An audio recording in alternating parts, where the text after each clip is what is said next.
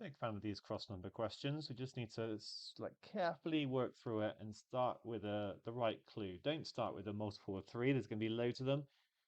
Multiples of 25 would be a good place to start. So there's only 3 that are 2 digits, 25, 50, and 75. Now, because no number starts with a 0, we cannot put 0 here. It's for 50 because then 3 across would start with a 0. So I can reject this one, which gives me 2 options. And I'm going to write them both down now. So it could be 25 or it could be 75.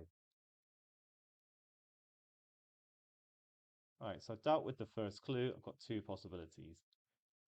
Next up, okay, there's lots of square numbers, but if I look at 3 times a prime now for 3 across, I know it starts with a 5 in both cases.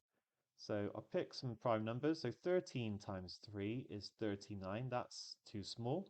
The next prime number, 17 times 3, is 51. So that's a possibility. And then 19 is the next prime, times 3 is 57.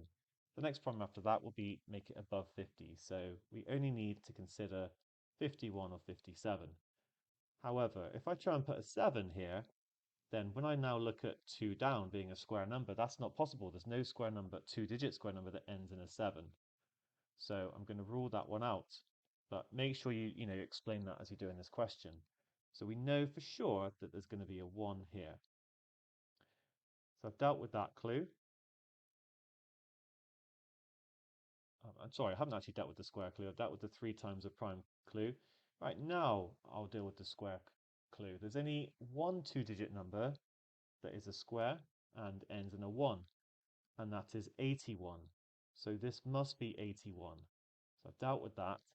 And now all I need to do is check the multiple of 3.